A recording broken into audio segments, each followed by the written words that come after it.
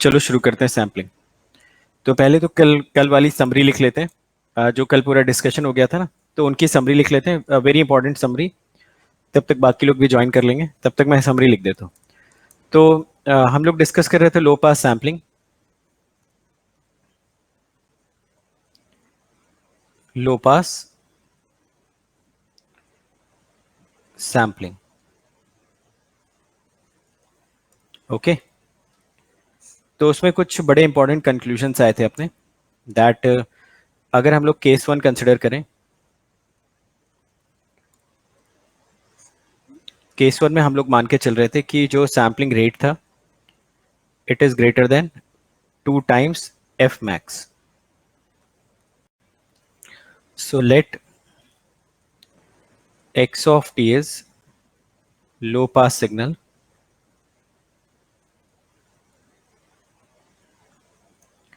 band limited to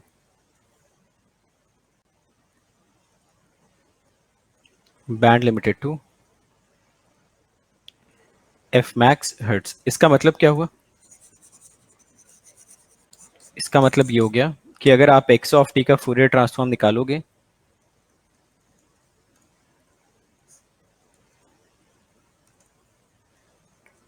तो x of f आएगा, और फिर x of f के आप कैलकुलेट कर सकते हैं मैक्सिमम फ्रीक्वेंसी।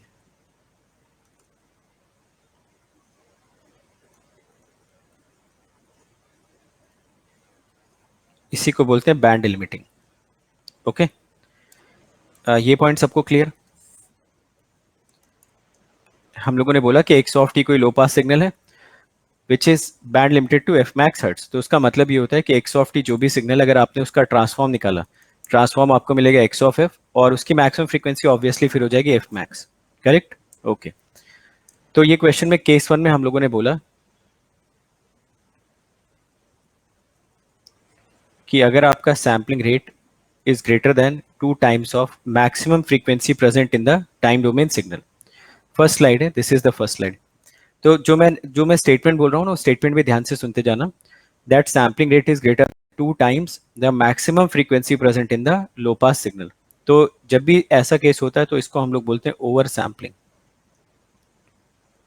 ओवर सैम्पलिंग, ठीक है। ओवर सैम्पलिंग के केस में आप मुझे बताएंगे कि ओवर सैम्पलिंग जब भी होगी तो रिसीवर पे क्या होगा? सबसे पहले तो ट्रांसमीटर पे क्या होगा? एक तो क्लोनिंग हो जाएगी, replica in frequency domain, plus no aliasing. Receiver receiver पे क्या होगी? रिकवरी पॉसिबल होगी क्या? तो रिसीवर पे हाँ, क्लोनिंग बोल लो, रेप्लिका बोल लो, वॉट एवर। और रिसीवर पे इसकी रिकवरी पॉसिबल है, कब पॉसिबल है? At receiver, recovery of X of T is possible.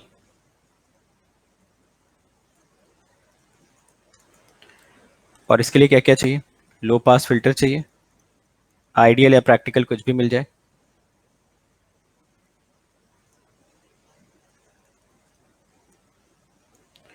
Pass band gain उसका कितना होना चाहिए? TS, yes. तो उसका पास बैंड गेन होना चाहिए आपका टीएस। ये लो पास फिल्टर आपने ऑलरेडी कैलकुलेट कर लिया, करेक्ट। अब देखो, ट्रांसमीटर पे आपका रेप्लिका आ गया, रिसीवर पे low pass filter, pass band gain. एक और बड़ी इंपॉर्टेंट कंडीशन थी रिकवरी के लिए, वो कंडीशन मैं यहाँ पे नोट करा देता हूँ। सो दैट कंडीशन बिकम्स, अच्छा वो अलग से लिख देता हूँ मैं, ठीक है। इतना तो लिख लिया, सबको ये बात क्लियर है? Okay. So condition for recovery, recovery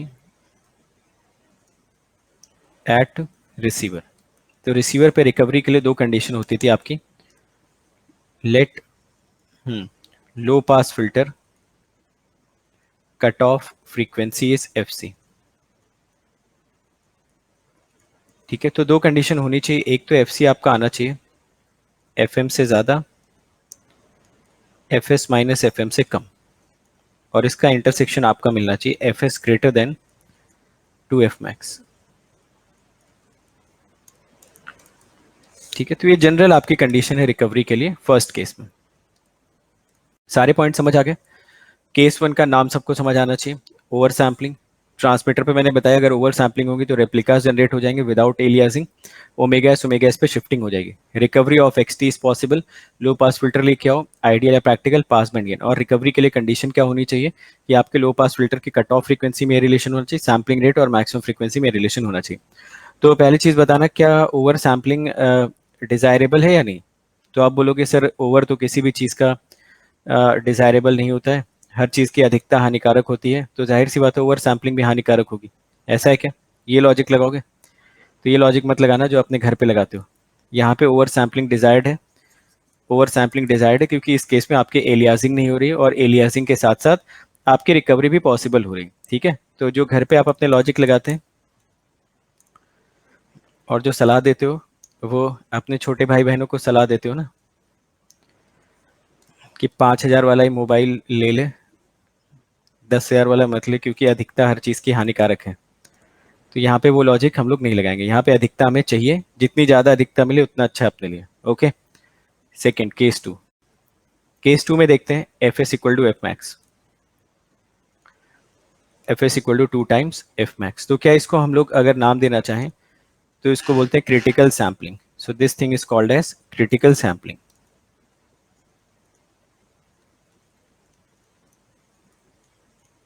critical sampling. Transmitter पे क्या होगा, रेप्लिकास जनरेट होंगे ट्रांसमीटर पे,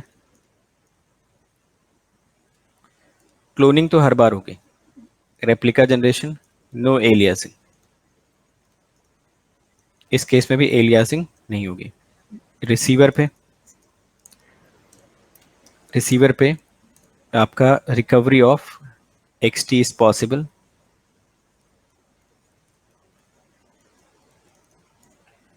इज पॉसिबल। इस बार फिल्टर पे कोई रिस्ट्रिक्शन,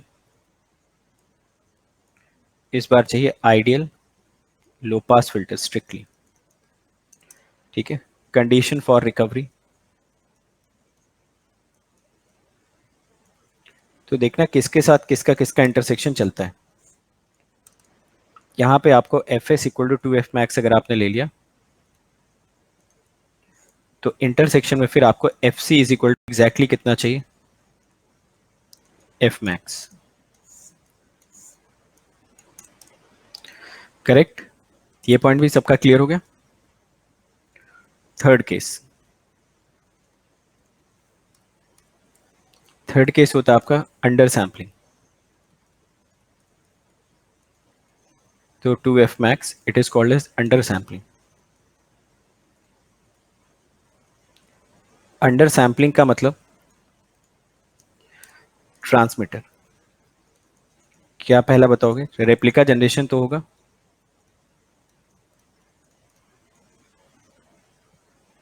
बट विद एलियासिंग।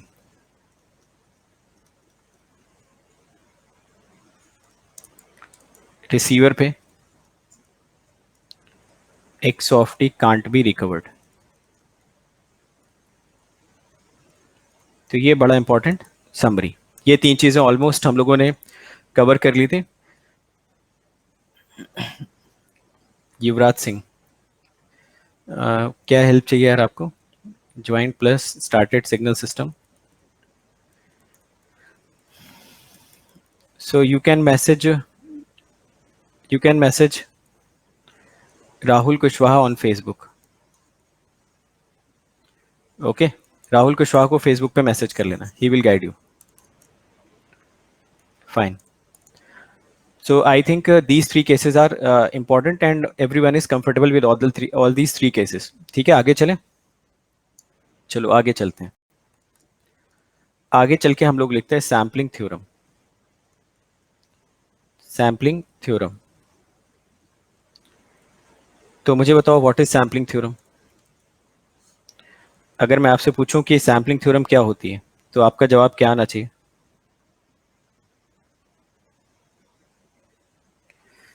बोलो यार, जल्दी जल्दी बोलिए। अगर मैं आपसे पूछूं व्हाट इज सैम्पलिंग थ्योरम तो आप क्या पूछेंगे, कौन सी सैम्पलिंग थ्योरम। मगर आप कॉन्शियसली पूछेंगे ना, अनकॉन्शियसली नहीं, जैसे मैंने पूछा था। आपको कॉन्शियसली पूछना है कि कौन सा वाला बताना है। दो आते हैं मुझे, बैंड पास, बेस बैंड, कौन सा जानना चाहते हो तुम। तो ऐसे उसको बता देना कि मुझे तो दो आते हैं, तुमको जो चाहिए वो मैं बता सकता हूँ। तो वो बोलेगा कि ठीक है, सैम्पलिंग थ्योरम अगर तुम दो बताना ही चाहते हो तो लो पास बता दो मुझे। तो दो तरीके की सैम्पलिंग थ्योरम्स आती है, वैसे तो तीन तरीके की होती है लो पास सैम्पलिंग थ्योरम, पर एक इसी में आ जाता है, low pass sampling theorem and band pass sampling theorem. Okay.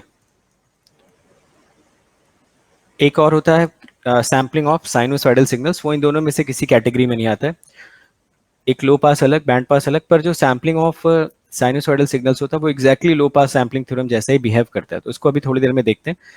सबसे पहले ये हेडिंग हम लोग पढ़ने की कोशिश करते हैं, लो pass sampling theorem.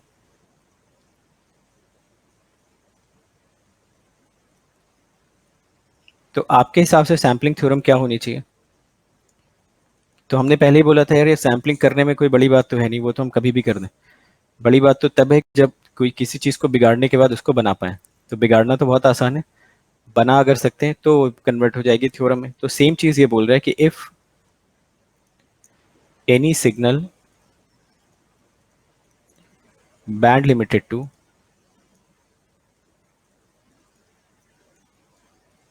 Band limited to f max hertz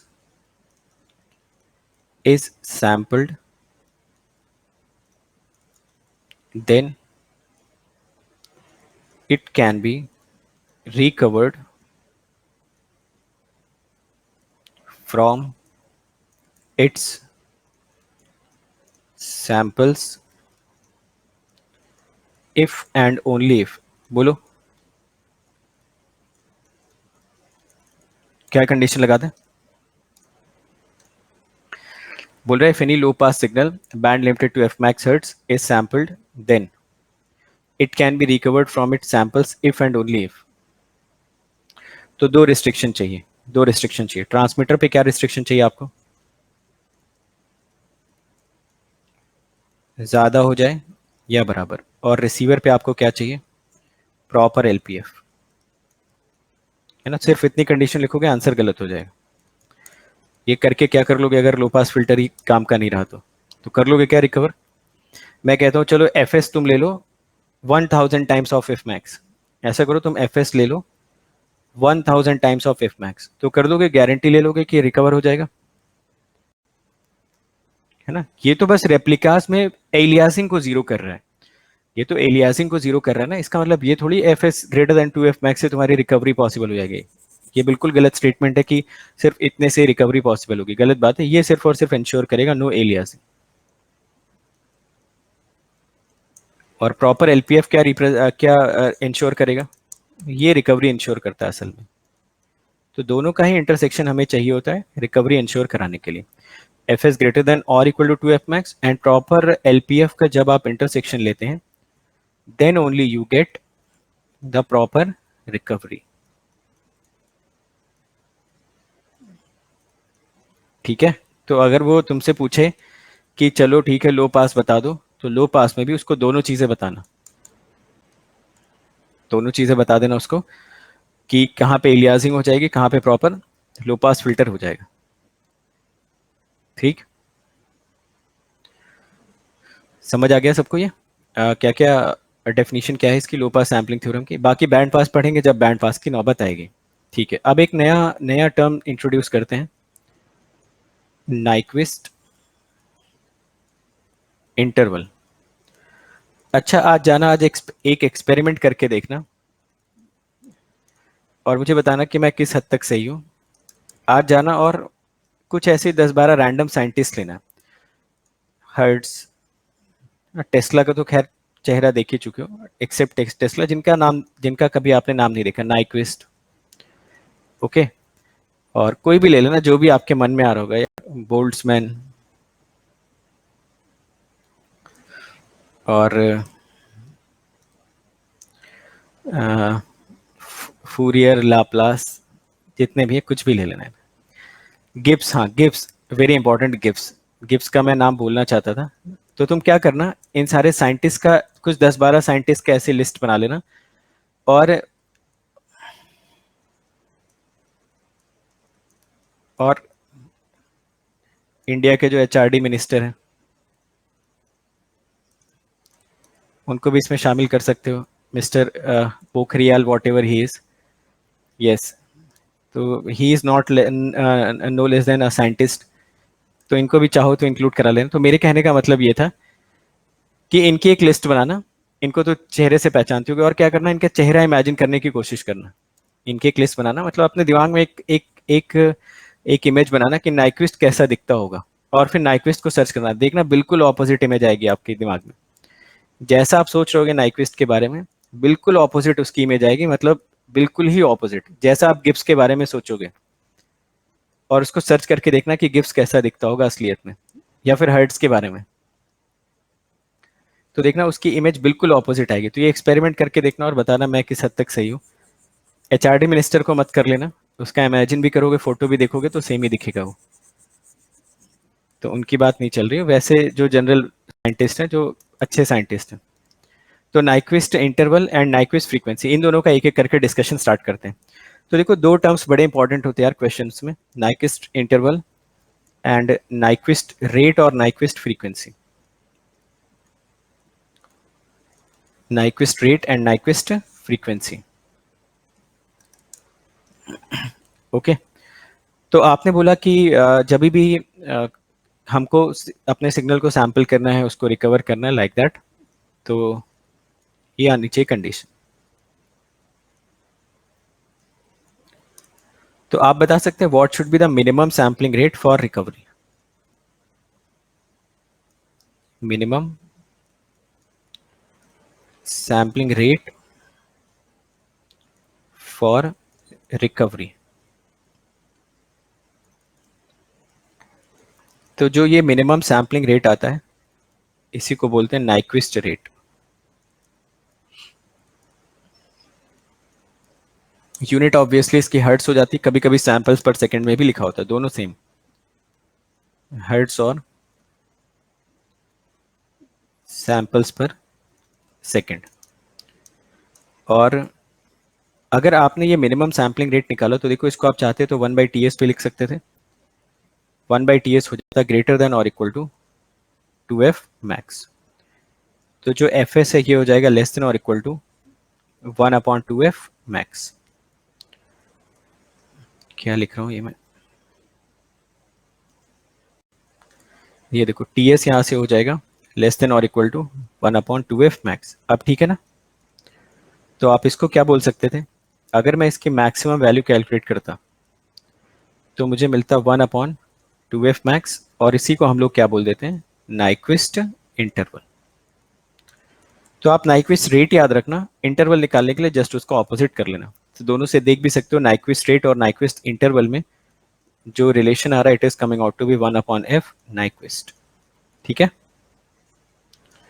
तो जनरली क्वेश्चन में क्या होता है, सैम्पलिंग के क्वेश्चन में एक कैटेगरी ऑफ क्वेश्चंस बनती है जहां से आपसे सिर्फ सैम्पलिंग रेट वो पूछता है, और वो भी नाइक्विस्ट रेट या फिर नाइक्विस्ट इंटरवल के फॉर्म में। तो एक पूरी अलग से कैटेगरी ऑफ क्वेश्चन है जहां पे आपसे सैम्पलिंग रेट, सैम्पलिंग फ्रीक्वेंसी, ऐसी सारी चीजें पूछता है।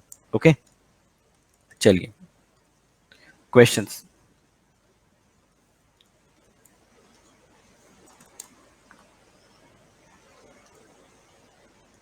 एक सिग्नल है x of t and it is band limited to f max, correct. अगर ये band limited to f max है तो हम लोग एक इसका रफ सा स्केच बना सकते हैं, कुछ भी बना लेते हैं हम लोग।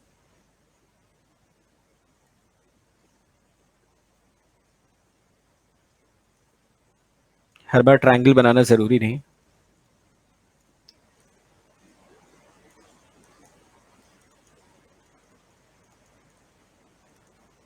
ये है band limited to f max. तो सब लोग समझ पा रहे हैं एफ मैक्स कैसे आपने कैलकुलेट किया होगा। अगर ये band limited to F max है, इसका मतलब इसने इन्फॉर्मेशन क्या दे रखी है कि जब आप एक्स टी का फूरियर ट्रांसफॉर्म कैलकुलेट करेंगे, so you will get the maximum frequency as F max. So this is band limited to F max. यहाँ से हमें पता चला कि अगर एक्स ऑफ टी का हम लोग फूरियर ट्रांसफॉर्म कैलकुलेट करें तो फूरियर ट्रांसफॉर्म का नेचर शायद ऐसा दिखे। आपको क्या करना है सबसे पहले केस में, पहले केस में आपको नाइक्विस्ट रेट बताना है एक्स टी का, so what will be the Nyquist rate of x T. Okay, तो अच्छा देखो मैक्सिमम फ्रीक्वेंसी पता चल जाएगी तो नाइक्विस्ट रेट आप कैलकुलेट कर ही लेंगे, तो दोनों चीजें कैलकुलेट करते हुए चलते हैं। तो एक्स ऑफ टी जो सिग्नल है इसका आप मुझे बताएंगे what will be the maximum frequency and what will be the Nyquist rate. तो आई थिंक सब लोग बता लेंगे इसकी मैक्सिमम फ्रीक्वेंसी कितनी आनी चाहिए एफ एम, और नाइक्विस्ट रेट कितना आना चाहिए इसका 2 FM। ये तो परफेक्ट है। क्वेश्चन में अगर आपसे पूछता एक्स ऑफ 80 का मैक्सिमम फ्रीक्वेंसी कितनी होगी, नाइक्विस्ट रेट कितना हो। टाइम डोमेन में अगर आपका टी के साथ ए मल्टीप्लाई हो रहा है तो फ्रीक्वेंसी डोमेन में एफ के साथ ए डिवाइड होगा या क्या होगा, डिवाइड हो जाएगा या मल्टीप्लाई होगा। अरे देखो ऐसे सोचो, ऐसे समझो, देखो डिवाइड मल्टीप्लीकेशन मत सोचो, आप ये समझो कि अगर टाइम डोमेन में एक ही आप वैल्यू लेके चलो तो ये टाइम डोमेन में एक ही वैल्यू के हिसाब से अगर कंप्रेशन होगा तो यहाँ पे एक्सपेंशन होगा, अगर यहाँ पे एक्सपेंशन होगा तो यहाँ पे कंप्रेशन होगा। तो जाहिर सी बात है कि अगर टी आपका यहाँ मल्टीप्लीकेशन में आया है तो यहाँ पे आपका टी ए कहाँ पे आना चाहिए, डिवीजन। डिवीजन में ही तो आ जाएगा, क्योंकि अगर आप यहाँ पे एक्स ऑफ 2t लिखोगे तो फिर यहाँ पे आपको एफ एम बाई 2 करना पड़ेगा, ऐसा ऐसा करना पड़ेगा।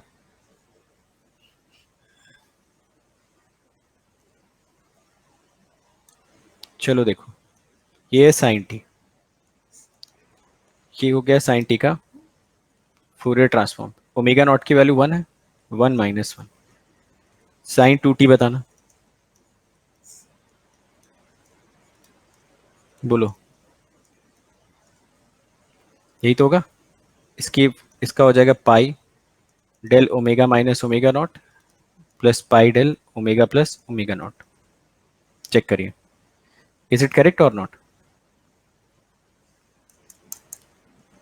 अरे इसका फूरियर ट्रांसफॉर्म सबको पता होता है, pi of del of omega -1 plus pi of del of omega +1, ऐसा कुछ हो जाएगा। साइन 2t का हो जाएगा pi of del of omega minus omega naught plus del of omega minus omega naught. तो अगर ये फ्रीक्वेंसी की बात आप कर रहे थे, ये पहले एफ एम था, तो साइन 2t करते ये क्या हो जाएगा 2 FM हो जाएगा। और देखो जब आप 2 से मल्टीप्लाई करोगे तभी तो वो एक्सपैंड करेगा ना यार। देखो आप समझ नहीं रहे हो, यहाँ पे जो ए दिख रहा है ये ए असल में टी के साथ डिवाइड होगा टाइम एक्सिस के साथ, तो अगर ये टाइम एक्सिस के साथ डिवाइड होगा तो ये मॉड ए आप क्या करोगे, मल्टीप्लाई या डिवाइड करोगे।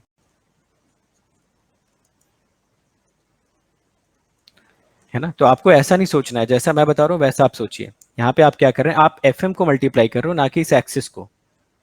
देखो आपको कंफ्यूजन क्यों हो रहा है, कंफ्यूजन आपको इसलिए हो रहा है ना क्योंकि या तो अगर लिखना है तो आप ऐसा बोलो कि आपकी एफ वाली एक्सिस डिवाइड होगी, पर आप यहाँ पे क्या करो, टाइम वाली एक्सिस में तो ए से डिवाइड कर रहे हो। टाइम वाली एक्सिस में अगर ए से डिवाइड करोगे तो फ्रीक्वेंसी वाली एक्सिस में तो ए से मल्टीप्लाई करना पड़ेगा ना, और ए से अगर आपने मल्टीप्लाई किया तो ये एफ एम इंटू ए हो जाएगा और ये एक्सपैंड हो जाएगा। चलो नाइक्विस्ट रेट बताइए, 2 FM मॉड ए, करेक्ट, ये भी हो गया। थर्ड पे आते हैं, तो इसको भी हटा देता हूँ, सारे ही केसेस बड़े इंपॉर्टेंट। थर्ड थर्ड में पूछा है एक्स ऑफ 80 हो गया, third is asking about x of t+1। अगर आपने टाइम डोमेन में अपने ग्राफ को शिफ्ट किया तो देखो टाइम डोमेन शिफ्ट करने से फ्रीक्वेंसी डोमेन में क्या फर्क पड़ेगा। इसका आपसे दो चीजें पूछा है कि इसकी मैक्सिमम फ्रीक्वेंसी कितनी आ जाएगी और इसका नाइक्विस्ट रेट कितना आ जाएगा। तो मैं आपको समझा देता हूँ, एक्स ऑफ टी से आपका ट्रांसफॉर्म आ रहा है x of F, x of t+1 से हो जाएगा e⁻j 2πf t0 x of F. मैंने बताया था टाइम शिफ्टिंग करने से कभी भी आपका मैग्नीट्यूड स्पेक्ट्रम चेंज नहीं होता, फेज स्पेक्ट्रम चेंज हो भी जाएगा तो फ्रीक्वेंसी पूरी तरीके से आपका मैग्नीट्यूड स्पेक्ट्रम गवर्न करता है। तो अगर आपने एक्स ऑफ t+1 किया तो इसका भी मैग्नीट्यूड स्पेक्ट्रम आपको वही मिलेगा जो इसका मैग्नीट्यूड स्पेक्ट्रम आपको मिल रहा है, दोनों का मैग्नीट्यूड स्पेक्ट्रम आपको मिल रहा है सेम। अगर मैग्नीट्यूड स्पेक्ट्रम दोनों का सेम मिल रहा है तो उस केस में आप बोल सकते हैं जो मैक्सिमम फ्रीक्वेंसी आएगी वो तो हमेशा कितनी आ जाएगी, सेम एज एफ एम, और नाइक्विस्ट रेट कितना हो जाएगा, 2 FM। मतलब टाइम शिफ्टिंग करने की वजह से आपके सिग्नल की फ्रीक्वेंसी चेंज नहीं होती। तो इसका आप मुझे बताइए, एक्स ऑफ -80 प्लस बी का मैक्सिमम फ्रीक्वेंसी और नाइक्विस्ट रेट। तो मैक्सिमम फ्रीक्वेंसी इसकी कितनी हो जाएगी, एफ एम इंटू मॉड ए, और नाइक्विस्ट रेट कितना हो जाएगा, एफ एम इंटू मॉड ए इंटू 2। ओके, आ गया ना समझ में। तो यहाँ पे स्केलिंग से कोई फर्क पड़ेगा नहीं, रिवर्सल से कोई फर्क पड़ेगा नहीं, जो भी फर्क आपका पड़ना होगा वो किससे पड़ेगा, टाइम शिफ्टिंग से। Correct, okay fine. चले नेक्स्ट नेक्स्ट वेरिएशन करें।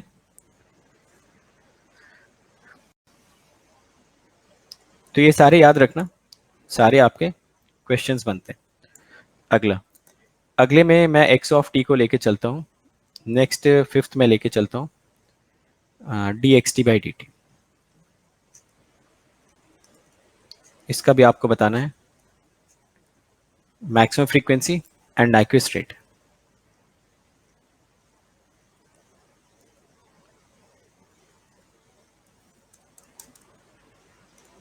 क्या करें इसमें, चलो देखते हैं। एक्स ऑफ टी का फूरियर ट्रांसफॉर्म है अगर एक्स ओमेगा, और D x T by D T का फूरियर ट्रांसफॉर्म हो जाएगा जे ओमेगा एक्स ओमेगा। तो अब मुझे बताओ, अगर मान लो आप इसकी प्लॉटिंग करते भी हो, एक्स ओमेगा का प्लॉट आपके पास ऑलरेडी है, चेक करिए। एक्स ओमेगा तो आपका बैंड लिमिटेड है, ध्यान देना।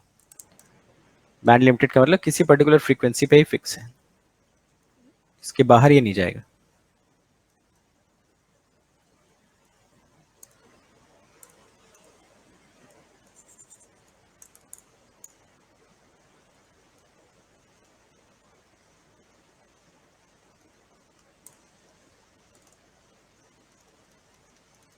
चलिए, दूसरा आपका जो सिग्नल है इट इज J2πf, जो कि एक इनफाइनाइट सिग्नल है passing through the origin. Amplitude तो हमें देखना भी नहीं है ना, एम्पलीट्यूड भी चेंज हो जाएगा, शेप भी चेंज हो जाएगा, बहुत कुछ हो जाएगा, पर उससे हमें क्या मतलब।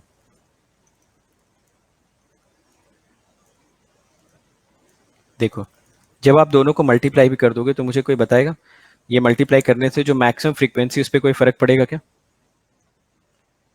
देखो ना, मल्टीप्लीकेशन होने के बाद भी जो सेगमेंट बचेगा वो -FM से FM तक का ही तो बचेगा। भले ये ग्राफ आपने क्या लगा रखा है, J2πf, ये इनफाइनाइट तक जाता रहे, बट मैक्सिमम फ्रीक्वेंसी पे तो दूर दूर तक कोई फर्क पड़ने वाला है नहीं। तो जो dxt बाई dt की मैक्सिमम फ्रीक्वेंसी है that is also FM, Nyquist rate हो जाएगा 2FM। ठीक है, तो देखो कितनी इंपॉर्टेंट चीज आपको पता चल रही है कि अगर आपका एक्स ऑफ टी दे रखा है तो उसका maximum frequency component x of T plus one का क्या होगा, एक्स ऑफ एटी का क्या होगा, -80 प्लस बी का क्या होगा, डिफ्रेंशिएशन का क्या होगा, इंटीग्रेशन का क्या होगा, ये सारी चीजों में आपको क्लैरिटी होनी चाहिए।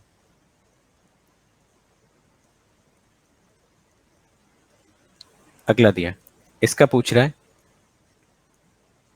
मैक्सिमम फ्रीक्वेंसी बता दो, मिनिमम बता दो, सॉरी नाइक्विस्ट रेट बता दो। ये दो चीजें पूछ रहा है आपसे। तो इस क्वेश्चन में आप जरा देखिए, इस क्वेश्चन में भी आपको पता है कि एक्स ऑफ टी का फूरियर ट्रांसफॉर्म कितना होता है, एक्स ऑफ एफ। तो integration of X of T का कितना हो जाएगा,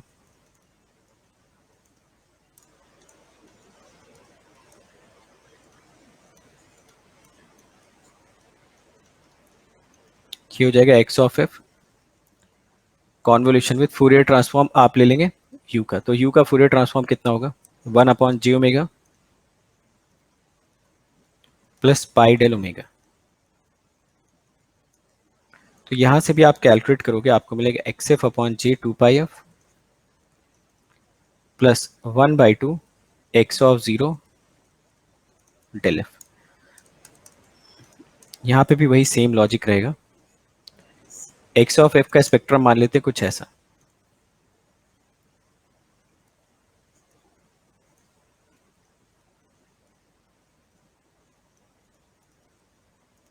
ये एक्स ऑफ एफ का स्पेक्ट्रम होगा। तो इसके स्पेक्ट्रम को बनाने के लिए आप क्या करोगे, 1/j2πf मल्टीप्लाई करोगे। तो 1/j2πf का ग्राफ कैसा हो जाएगा, एक इनवर्स एक रेक्टेंगुलर हाइपरबोला जैसा, और प्लस डेल एफ आप उसमें ऐड करेंगे। तो देखो कितनी सारी चीजें आपको करनी।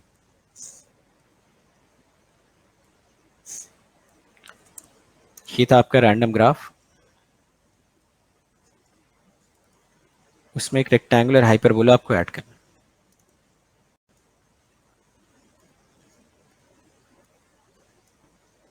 ये तो मल्टीप्लाई होंगे,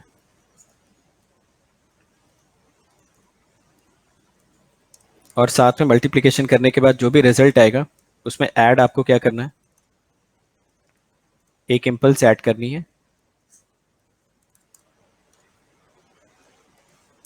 ओरिजिन पे। तो जो भी आपको करना है करो, मुझे बता दो मैक्सिमम फ्रीक्वेंसी में क्या फर्क आने वाला है। ये सब कुछ करने के बाद what is the effect on the maximum frequency? No effect, it is going to be F M again. दिख भी रहा है, मल्टीप्लाई कर भी दोगे तो ये एफ एम वाला हिस्सा मल्टीप्लाई होगा, यहाँ पे माइनस एफ एम वाला हिस्सा मल्टीप्लाई होगा, उसके बाद जीरो हो जाएगा, बीच में जो भी शेप आता रहेगा we do not care. F max की वैल्यू एफ एम आ गई, तो यहाँ से भी आप बोल सकते हैं एफ मैक्स हो जाएगा एफ एम, और नाइक्विस्ट रेट आपको कितना मिल जाएगा, 2 FM। ये सारे क्वेश्चन समझ आ गए, 6th क्वेश्चन। तो ये 6 क्वेश्चन आपको समझ आने चाहिए। फिर अब कॉम्बिनेशन का करवाते हैं, ये तो इंडिविजुअल ऑपरेशन हो गए। आई थिंक इसके अलावा और कोई ऑपरेशन बचता नहीं है, बचता भी है तो उसको करते हैं थोड़ी देर में।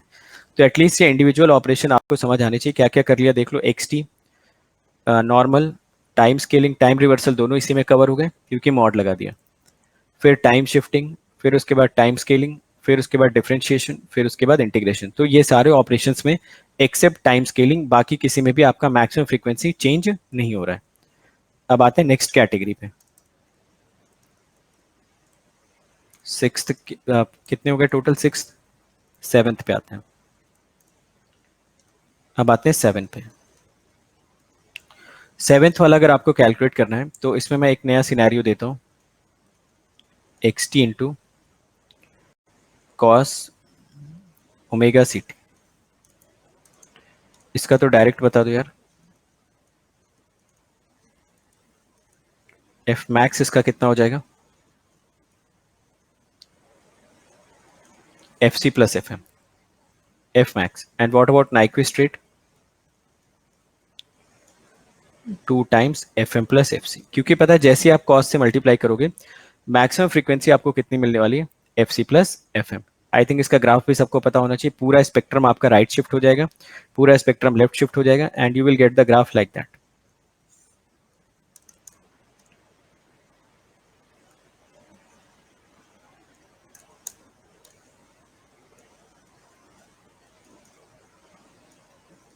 तो ये एफ सी माइनस एफ एम, एफ सी plus F m versus f, ये minus F C plus F m, and finally minus F C minus F m. ठीक है, तो यहां से साफ साफ आपको देखना चाहिए ये मैक्सिमम फ्रीक्वेंसी कंपोनेंट इसका कितना होगा, एफ सी प्लस एफ एम। कभी कभी देखो क्या होता है वर्स्ट केस में, वर्स्ट केस में क्या हो सकता है कि इसको एफ सी प्लस एफ एम ना लिख के हम लोग ऐसा भी लिख देते हैं कि it will become maximum of F C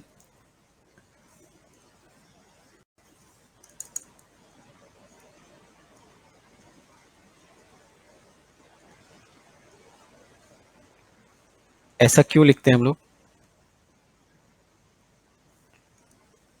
क्योंकि आपको कैसे पता कि जब इसको शिफ्ट करोगे तो ऐसे ही बनेगा, हो सकता है ऐसा बन जाए, तब क्या करोगे?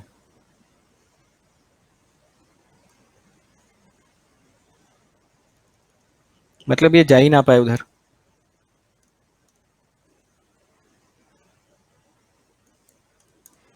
ऐसा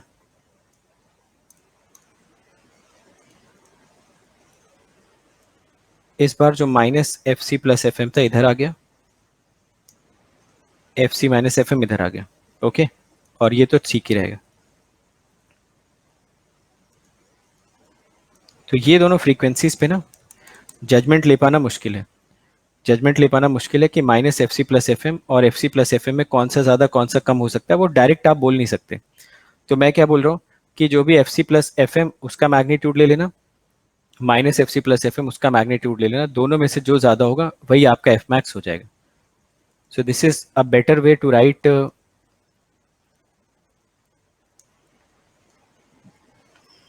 ओके, क्योंकि ऐसा बनेगा ये कोई गारंटी थोड़ी दे रहा है,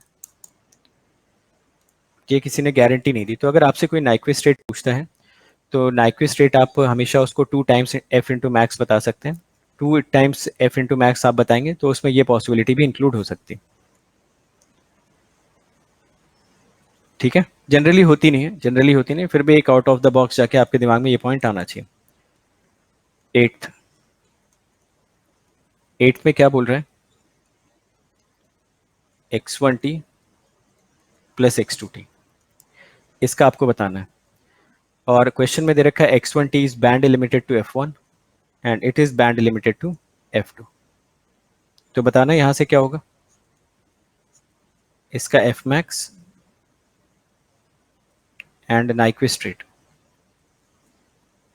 तो ये f1 मैक्स है and it is f2 max. चलो देखते हैं, देखते हैं यहाँ पे. वही ट्रांसफॉर्म बना लो, अगर आपको अंदाजा नहीं लग रहा है then you can make the transform.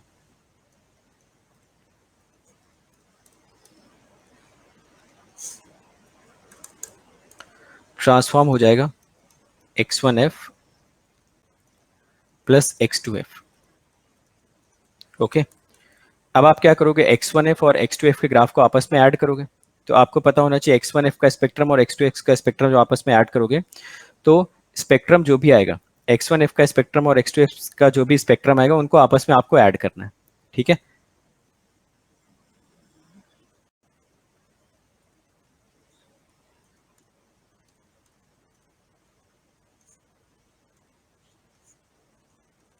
दोनों का कोई भी स्पेक्ट्रम ले लेते हैं. मान लेते हैं इसका स्पेक्ट्रम ऐसा है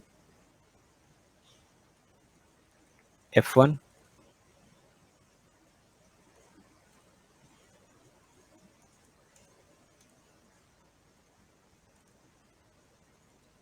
ऐसा.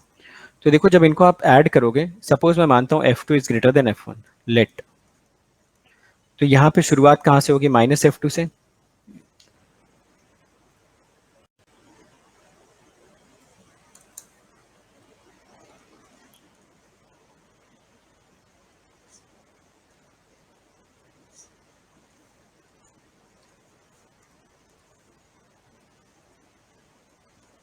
चलो देखो,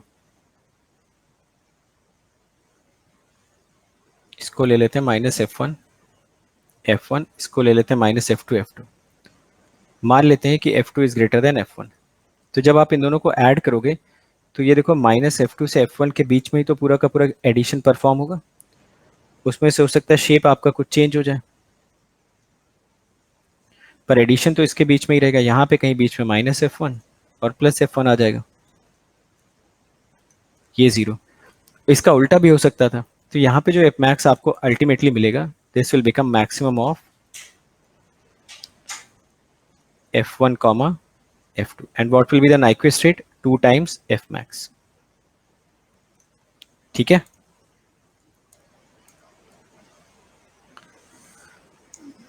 अरे पहले जितना बता रहा हूँ उतना समझ लो यार, किसका क्या होगा किसका क्या नहीं होगा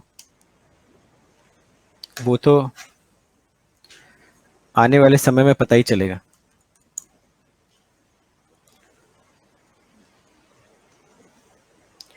ये सबको क्लियर हो गया? यहां तक सारे लोग कंफर्टेबल? Okay, next. इसका पूछ रहा है, क्वेश्चन में ये बोल रहा है कि x1 की मैक्सिमम फ्रीक्वेंसी है f1, इसकी मैक्सिमम फ्रीक्वेंसी f2. ये बैंड लिमिटेड है, आपको कैलकुलेट करना है may be again F max again Nyquist rate. बोलो यार क्या करें इसमें? चलो देखो यहाँ पे, आपको पता है कि x1t x2t का अगर ट्रांसफॉर्म निकालेंगे so it will become x1f convolution x2f. सब कुछ ट्रांसफॉर्म से ही तो बताना है, यस और नो. तो यहां से देखो x1t का अभी अभी आपने लिखा था, शेप बना लिया था x1t का,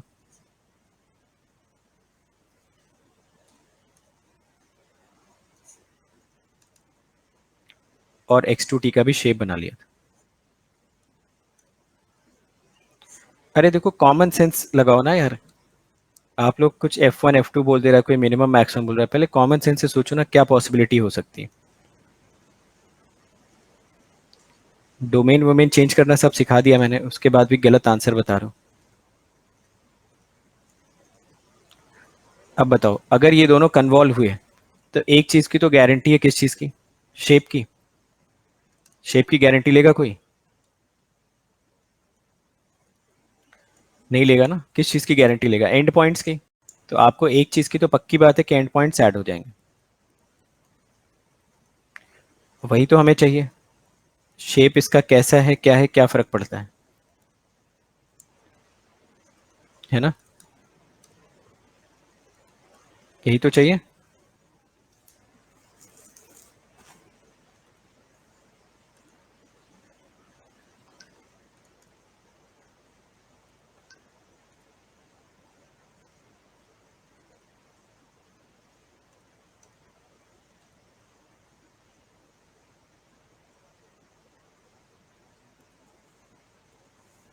ओके, तो इसका एफ मैक्स क्या लिखें? F1 + F2। मैं ये रटने के लिए नहीं बोल रहा हूँ यार, मैं ऐसा नहीं बोल रहा हूँ इसको रट लो ये सारे के सारे 9 केसेस। जो मैं आपको तरीका बता रहा हूँ वो तरीका डेवलप करने में आप कैपेबल रहिए। कल को आप भूल भी जाए तो आपको याद आना चाहिए कि यार टाइम डोमेन में मल्टीप्लाई हो रहा है, फ्रीक्वेंसी में कन्वॉल्व हो जाएंगे, दोनों के एंड फ्रीक्वेंसीज को ऐड कर लेंगे, एफ मैक्स मिल जाएगा, नाइक्विस्ट रेट कैलकुलेट कर लेंगे। नेक्स्ट इज,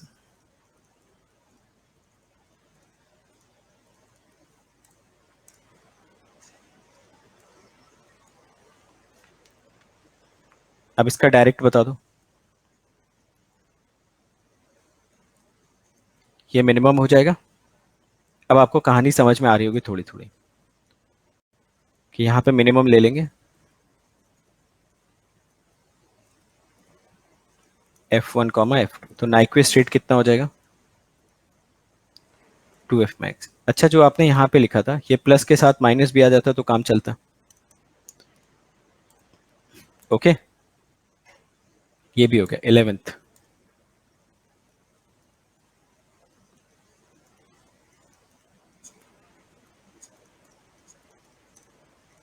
बोलो। हर एक जो पावर आएगी वो अपने आप में मल्टीप्लिकेशन को रिप्रेजेंट करेगी। देखो अगर मैं x² t बोलता, अगर मैं x² t बोलता तो x² t के केस में xt और xt को मल्टीप्लाई करते, xt की फ्रीक्वेंसी भी fm, xt की फ्रीक्वेंसी भी fm, एंड फ्रीक्वेंसी ऐड होके हो जाती 2fm। अगर क्यूब कर देते तो 3fm, तो पावर k कर दिया तो k fm। तो ये क्या हो जाएगा? 2 टाइम्स एफ मैक्स। सब लोग समझ पा रहे हैं ना? बिल्कुल सेम ऐसा ऐसा समझो। ये भी -f1 से f1, ये भी -f1 से f1। अगर आप इनको मल्टीप्लाई करोगे तो ये कन्वॉल्व हो जाएंगे। F1 और F1 ऐड होके 2F1 हो गए, मतलब स्क्वायर करने पे आपकी मैक्सिमम फ्रीक्वेंसी 2 टाइम्स हो जा रही है। तो के स्क्वायर के पावर करने पे आपकी फ्रीक्वेंसी कितने टाइम्स हो जाएगी? KFM। तो जो पूछ रहा था कि x1 + -x2 का होल स्क्वायर कर दोगे, स्क्वायर तो छोड़ो, मैंने इसका k निकालना आपको सिखा दिया। अगर इसकी पावर आपने k कर दी, ओवरऑल पावर, तो बस यहीं पे k से मल्टीप्लाई कर देना बाहर। ठीक है? तो जो भी पूछ रहा था उसका ये क्वेश्चन अब आंसर होना चाहिए। तो इतने सारे क्वेश्चंस करने के बाद अब आपको एक बेसिक अंडरस्टैंडिंग बननी चाहिए। You can have a basic understanding कि डिफरेंट डिफरेंट केसेस में सैम्पलिंग रेट या सैम्पलिंग फ्रीक्वेंसी या फिर नाइक्विस्ट रेट के बारे में हम लोग कमेंट कैसे कैसे कर सकते हैं। करेक्ट? ओके, चलो नोट कर लो, फिर और कुछ क्वेश्चंस करते हैं। तो जनरली इतने ही पॉसिबल केसेस होते हैं, इतने केसेस में आपके क्वेश्चंस फॉल कर जाते हैं। इसके अलावा जो दूसरी कैटेगरी ऑफ क्वेश्चंस बनता है आपका सैम्पलिंग में, उसमें प्रॉपर सैम्पलिंग करना होता है, फ्रीक्वेंसी या फिर सिग्नल की एग्जैक्ट वैल्यू बतानी होती है। तो दोनों कैटेगरीज एक एक करके डील करते हैं। ये हो गया सबको समझ में? हो गया? और जल्दी देखो यार प्रीवियस स्लाइड। डन? ओके, क्या डाउट है? अरे डाउट लिख के भी भेजा करो यार, सिर्फ मेरा डाउट बोलने से क्या होता है? व्हाट इज मेरा डाउट? या तो तुम्हारा कोई सिग्नेचर डाउट हो हर क्लास में कि सर आप कैसे हो। अगर ऐसा कोई सिग्नेचर डाउट है तो मैं समझ भी जाऊं कि अच्छा ठीक है, ये आपका हमेशा सिग्नेचर डाउट है, आप कैसे हो।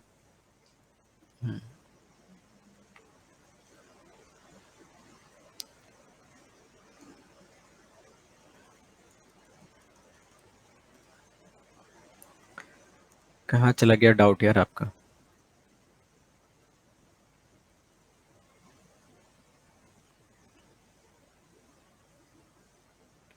मॉड्यूलेशन का?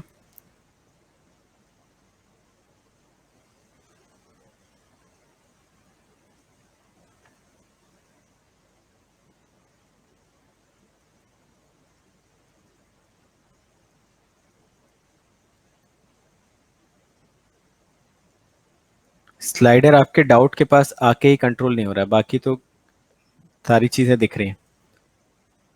जैसे ही वो डाउट आ रहा है। मॉड्यूलेशन का सेकंड केस नहीं समझा। तो मॉड्यूलेशन का सेकंड केस कौन सा है यार?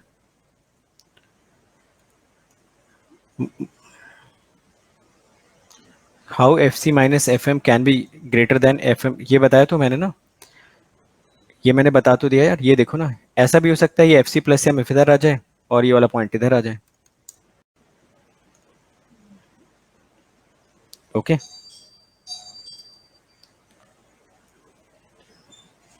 ये वाला पॉइंट बोल रहे हो ना? हम्म। नहीं मतलब हो सकता है इसकी वैल्यू भी इससे ज्यादा आ जाए ना, ये इससे कम आ जाए। ये आगे पीछे भी तो हो सकते हैं, ऐसा मान लो कि एफ सी प्लस एफ एम करेंगे, so this will become less than zero, और minus F C plus F M आपका पॉजिटिव आ जाए। तो वो तो फ्रीक्वेंसीज पे डिपेंड करेगा ना कि कौन सी फ्रीक्वेंसीज हम लोग ऐड करें। जनरली देखो क्या होता है, F C plus F M negative होता नहीं है। हाँ, जनरली एफ सी प्लस एफ एम आपका नेगेटिव होता नहीं है। तो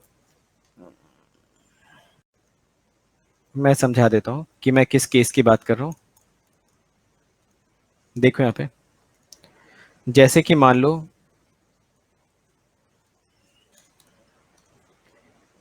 अ, एक वो ले लो साइनोसॉइडल सिग्नल। तो सपोज आपने साइनोसॉइडल सिग्नल लिया, ये माइनस एफ सी हो गया, ये एफ सी हो गया, करेक्ट, ऐसा कुछ। अब अगर आपने इस पूरे के पूरे स्पेक्ट्रम को शिफ्ट किया, तो पूरे के पूरे स्पेक्ट्रम में आपको एफ सी ऐड करना पड़ेगा, एफ एम ऐड करना पड़ेगा, और एफ एम सब्ट्रैक्ट करना पड़ेगा। तो अगर पूरे के पूरे स्पेक्ट्रम में आप एफ सी प्लस एफ एम और एफ सी माइनस एफ एम करते हो, तो ये वाली फ्रीक्वेंसी जो है F C plus F M, ये जरूरी नहीं कि आपके राइट साइड पे आ जाए। हो सकता है ये फ्रीक्वेंसी आपके लेफ्ट साइड पे ही रह जाए, और ये एफ सी प्लस एम आपका यहीं पे रह जाए। तो अभी एक ऐसा क्वेश्चन करेंगे अभी साइनोसॉइडल में, कि जो आपकी नेगेटिव वाली फ्रीक्वेंसी है, वो वाली फ्रीक्वेंसी हो सकता है आपकी ये क्रॉस कर ही ना पाए बॉर्डर। ओके, ठीक है। तो हो सकता है नेगेटिव वाली फ्रीक्वेंसी आपकी बॉर्डर को क्रॉस कर ना पाए, इसीलिए देखो मैंने पहले ये लिखा है कि एफ मैक्स आपका जनरली ये रहता है। पर जब भी आप शिफ्टिंग वगैरह करिए, तो उस केस में एफ सी प्लस माइनस एफ एम दोनों को आप चेक कर लो, क्योंकि एफ सी प्लस माइनस एफ एम के केस में minus F C plus F M वाली क्वांटिटी भी कभी कभी पॉजिटिव हो सकती है। ठीक है। हम्म, चलो, ये 10th केसेस हो गए हैं। अब आते हैं हम लोग अगले केस पे। तो उसको उसके लिए थोड़ा सा साइनोसॉइडल सिग्नल का वेट कर लो, तो वो पॉइंट वहां पे और क्लियर हो जाएगा।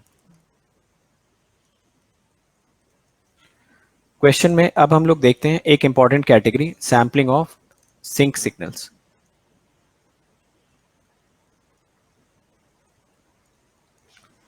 सैम्पलिंग ऑफ सिंक सिग्नल्स, तो ये भी बड़ी पॉपुलर कैटेगरी है। डिफरेंट डिफरेंट सिंक दे देगा, सिंक का कॉम्बिनेशन दे देगा, वहां से हमें निकालना होगा। तो मैं पहले जनरल एक निकाल के आपको समझा देता हूँ, फिर उसके बाद आप डायरेक्ट कैलकुलेट करना। सपोज मैं बात करता हूँ सिंक टी की, इन जनरल। ठीक है। तो इसका मुझे कैलकुलेट करना है नाइक्विस्ट रेट फॉर एग्जांपल। तो अगर मैं इसका नाइक्विस्ट रेट या मैक्सिमम फ्रीक्वेंसी कैलकुलेट करना चाहता हूँ, तो आप इसको लिख सकते हैं sine pi T upon pi T. Sine 80 by pi T का अगर आप स्पेक्ट्रम बनाएंगे, तो what will be the spectrum? मैं डायरेक्ट एफ वाला बना देता हूँ। आई थिंक ओमेगा वाला आपको बनाना आता होगा, मैं डायरेक्ट एफ बना देता हूँ।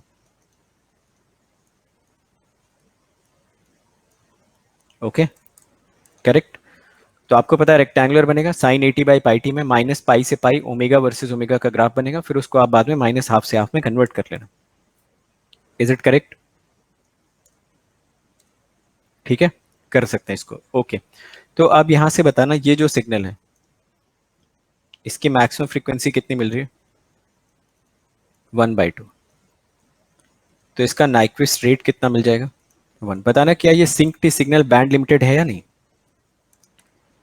क्या ये sinc T signal band limited है या नहीं? कैसे पता चला, टाइम डोमेन से या फ्रीक्वेंसी डोमेन से? हमेशा बैंड लिमिटिंग फ्रीक्वेंसी डोमेन से पता चलती है, टाइम डोमेन में तो वो अनलिमिटेड है। तो फ्रीक्वेंसी डोमेन आपने चेक किया, ये फ्रीक्वेंसी डोमेन में आपको मिल गया होगा बैंड लिमिटेड, 0 से 1/2 हर्ट्ज तक की फ्रीक्वेंसीज ले रहा है। तो नाइक्विस्ट रेट इसका कितना आपको मिल गया? 1। आगे से डायरेक्टली याद रखना सिंक टी का नाइक्विस्ट रेट कितना होता है? 1। इसका नाइक्विस्ट रेट हो जाएगा 1। ओके, तो अगर मैं ऐसा कुछ कर दूं, अब आप रिजल्ट्स बताते हैं ना, आप डायरेक्ट नाइक्विस्ट रेट ही लिखना शुरू करते हैं। अच्छा, जो आपने ये आंसर निकाला ना उसकी यूनिट भी बड़ी इंपॉर्टेंट है, ये 1 हर्ट्ज हमने कैलकुलेट किया।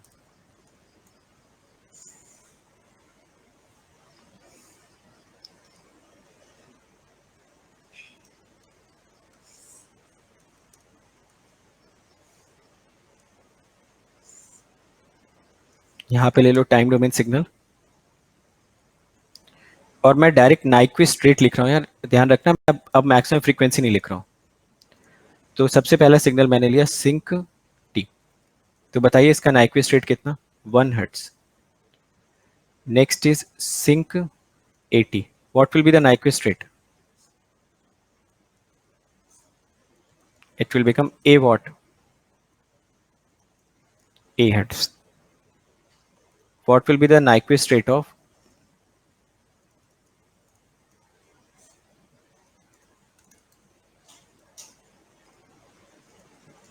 k hertz? Correct. What will be the Nyquist rate of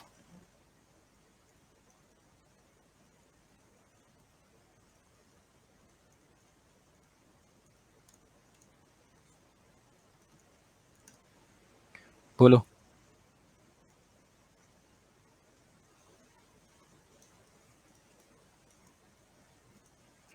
अगर दोनों की फ्रीक्वेंसीज लिख सकते हो मैक्सिमम लेके तो नाइक्विस्ट रेट भी लिख सकते हो, बात तो same he.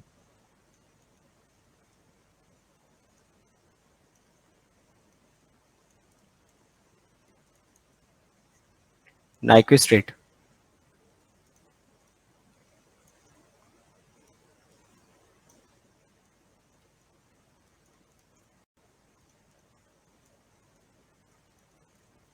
Nyquist rate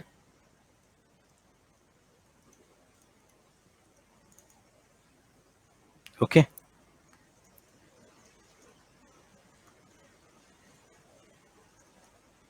what will be the Nyquist rate?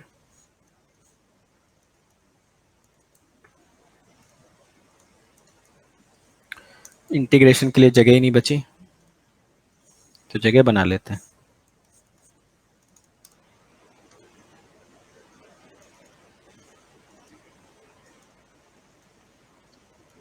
Integration differentiation अभी क्वेश्चन एग्जाम में नहीं पूछा है, बाकी सारी चीजें एग्जाम में पूछ चुका है।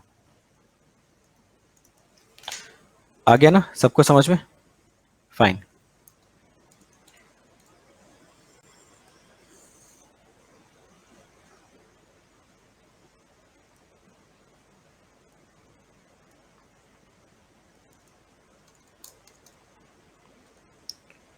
अच्छा, आप बोल रहे हो यहाँ पे मिनिमम होना चाहिए और यहाँ पे ए प्लस भी होना चाहिए। ओके, अभी ठीक है ना?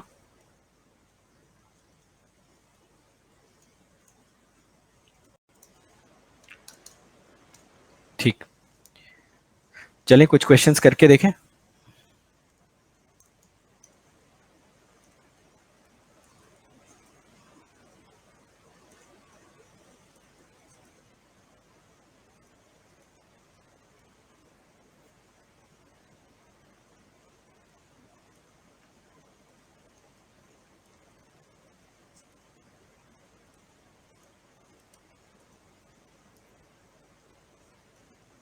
इसका आपसे पूछा है कि what will be the Nyquist rate.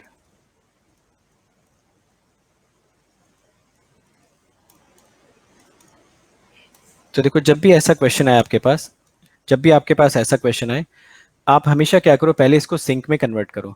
बिना सिंक में कन्वर्ट किए कभी भी आपको जजमेंट देना नहीं चाहिए। सपोज आप इसको सिंक में कन्वर्ट करते हैं अंदर वाले एक्सप्रेशन को, तो आई थिंक सबको समझ आ रहा होगा, इट विल बिकम सिंक 3t/पाई होल क्यूब। कितने लोग ये समझ गए? चलो मैं क्यूब पहले बाहर लगा देता हूँ, बाद में उसको अंदर ले लूंगा।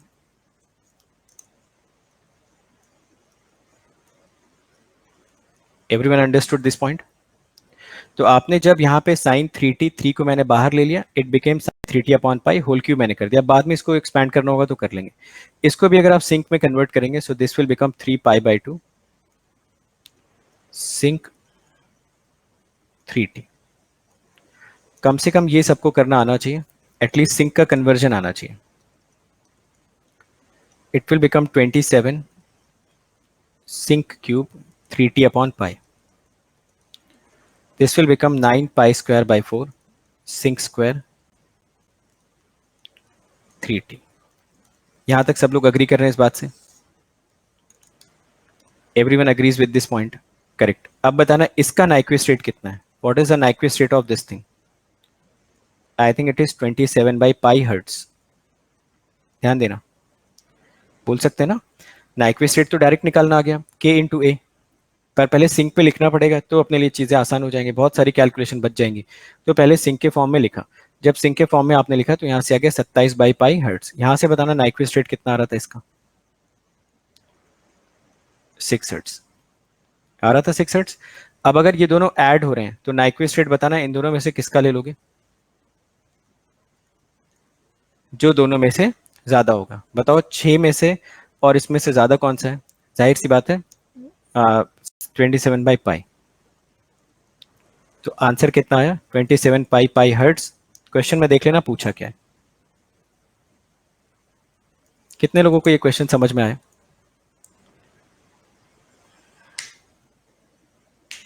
किसी को कोई डाउट इस क्वेश्चन में? कर लिया ना 2 लाइन में?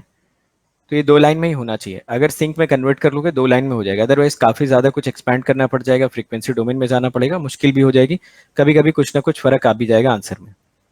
ठीक है, ओके, ठीक। चलो तो देखो, नाइक्विस्ट रेट अगर यहां से आपने निकाला, तो दिस नाइक्विस्ट रेट वॉज 27/पाई हर्ट्स। क्या क्या यहां से क्वेश्चन में पूछ सकता है? हो सकता है कि क्वेश्चन में उसने पूछा होता नाइक्विस्ट इंटरवल, तो उसको हम बताते π/27 सेकेंड्स। करेक्ट? क्या 9/पाई? हाँ, इसको 9/पाई कर लो यार, इट इज 9/पाई। तो इतना टाइम क्यों लगाते हो बताने में यार?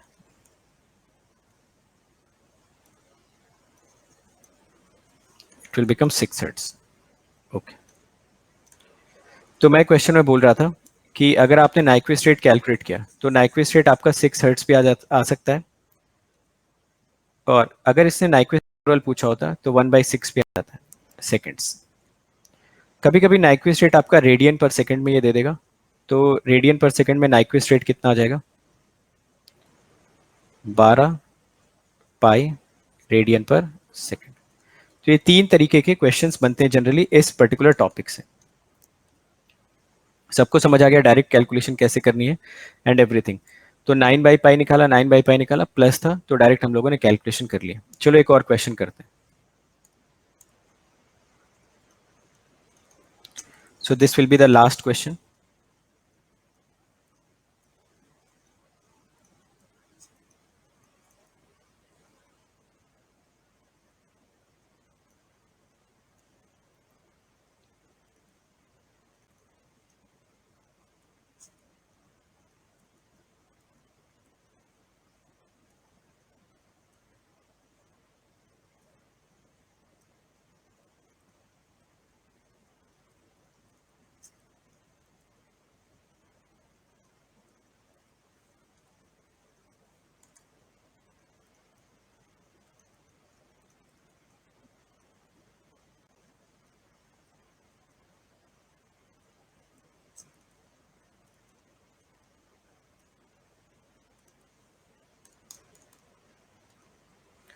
चलो कुछ ज़्यादा ही खतरनाक हो गया ना, चलो थोड़ा सा और इसको खतरनाक बना देते हैं।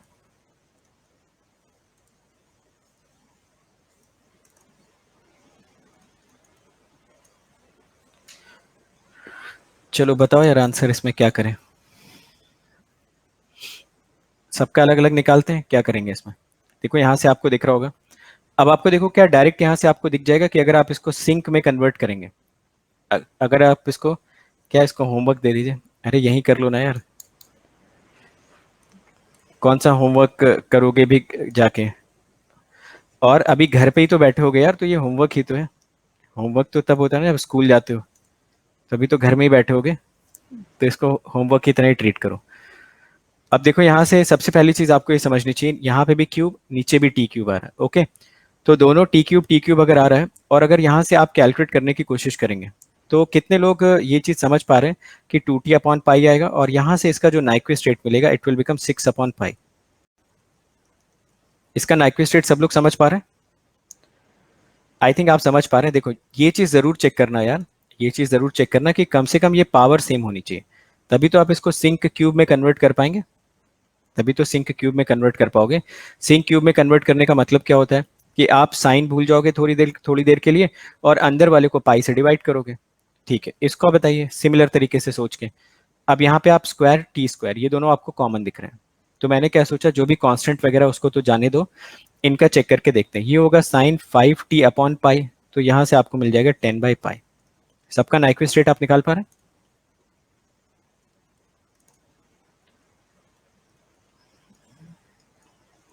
देखो मैं डायरेक्ट आपको करना बता रहा हूँ यार, इन दोनों का नाइक्विस्ट रेट क्या हो जाएगा, दोनों कन्वॉल्व हो रहे हैं तो फ्रीक्वेंसी डोमेन में दोनों मल्टीप्लाई हो जाएंगे। अगर मल्टीप्लाई हो गए फ्रीक्वेंसी डोमेन में, तो दोनों का जो मिनिमम होगा वो बाहर आ जाएगा।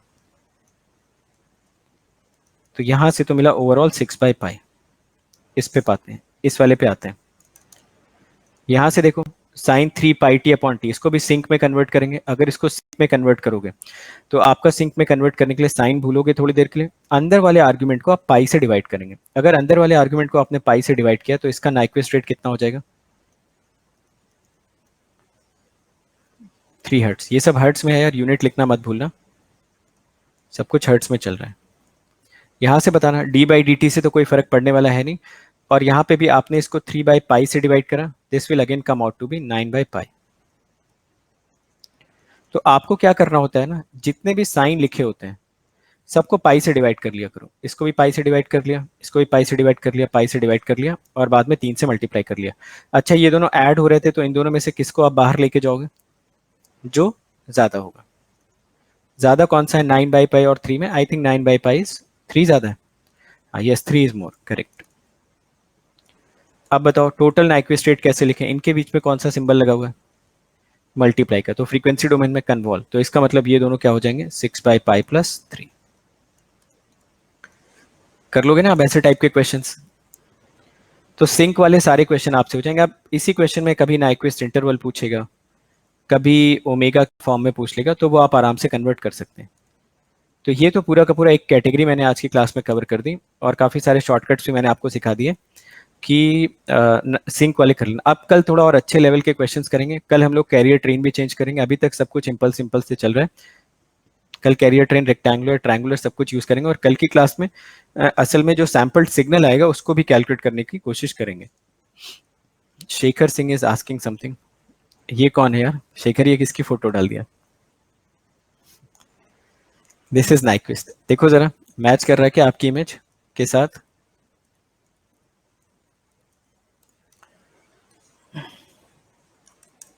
Is he matching with your imagination.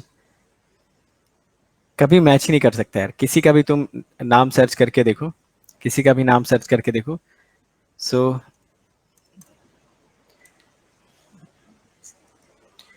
May be he was born again as Arun Jaitley, चाहे तो चेक करके देख लो, है ना। Isn't it looking like Arun Jaitley, late Arun Jaitley, Shri Arun, Shri late Arun Jaitley, जो भी बोलना है, लेट या श्री जैसे भी लगाना है आप लगा सकते हैं। ओके तो ये अरुण जेटली हटा देता हूँ मैं, नाइक्विस्ट ठीक है। ओके चलो 5:30 पे ओपन का भी प्रिडिक्ट नहीं कर पाओगे यार, ओपन का भी प्रिडिक्ट नहीं कर सकते। 5:30 पे यार EMFT। तो सोचो मैं एक दिन में 4 सब्जेक्ट्स पढ़ा रहा हूँ, 4 सब्जेक्ट्स में पढ़ा रहा हूँ, और 4 सब्जेक्ट में पढ़ा रहा हूँ, और 9/पाई लिख देता हूँ, तो 5 मिनट बाद तुम लोग बताते हो कि सर ये तो 6 होना चाहिए।